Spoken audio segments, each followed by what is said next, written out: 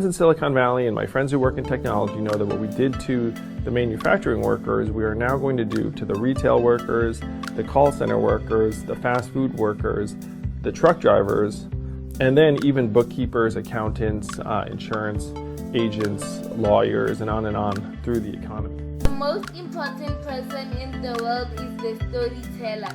The storyteller sets the vision, values, and agenda of an entire generation to come. Steve Jobs.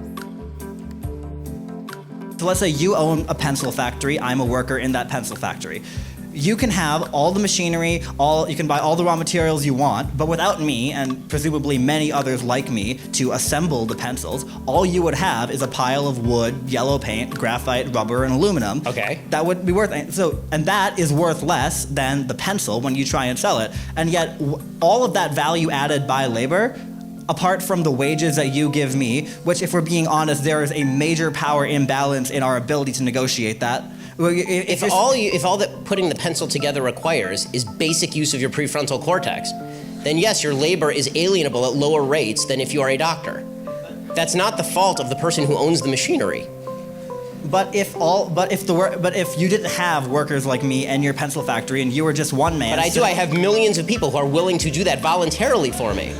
If you're just one person trying to assemble pencils, you're not going to get very far. You need workers. Capital needs labor infinitely more than labor needs capital. That's why you have worker cooperatives where the workers are the ones... I fundamentally disagree on the distinction between capital and labor. Capital is just a term for money. If you're talking about money, money does not grow from the ground. Money only has value because it was traded for labor at one point or the products of labor. So if I take my money and I buy machinery, I have invested my labor in doing that because I didn't get the money from nowhere. Even if I got it from my parents didn't get the money from nowhere. The people who built the machines required me to trade something of value to them in order for me to obtain the machines. The people who invented the machines required people to pay them in order to get the patent to that machine so they could build the machine. The problem that I'm seeing in what you're saying is you have still failed. If what you're talking about is a system of voluntarism, you still have not named any area in which we disagree, and yet you're telling me that you're a socialist and I'm a free marketer. So one of us has got this wildly wrong, and I'm pretty sure it's not me.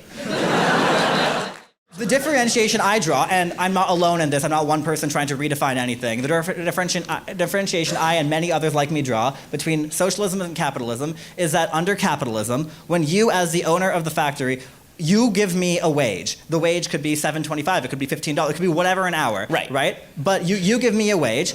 All the additional profit above made from selling the pencils or whatever good you produce above what is reinvested into the company ultimately goes to you or the investors, those who own shares in the means of production. Right. Under socialism, those people are the workers, and the example I give, again, is cooperative enterprise. No, those are the people who are investing the risk. So if they carry the risk, then they get the benefit. The owner of the factory carries the risk, therefore he gets the benefit. The workers in the company you mentioned, if that company were to go bankrupt, they would carry the risk as well as the benefit. If the company goes bankrupt, and this guy has to pay off all of his debts, the worker may lose his job, but he's not the one who's going to incur the debt of having gone bankrupt. If you incur risk, then you're the one who pays the downside. The worker does not pay the downside.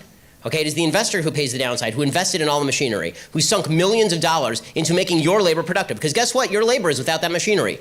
Gunk. Nothing. You don't have a pencil to put together. You don't got the wood. You don't got the paint. You don't got the rubber. You don't got the metal. You got nothing. Right? You're sitting there, standing outside, twiddling your thumbs. It required somebody to invest. Who do you think put more in? The guy who spent millions of dollars buying all the machinery, leasing the place, making sure there was a management structure, doing the LLC formation, making sure all the tax code was in compliance, or you standing outside because you can stick a piece of graphite into a piece of wood? Now we're done.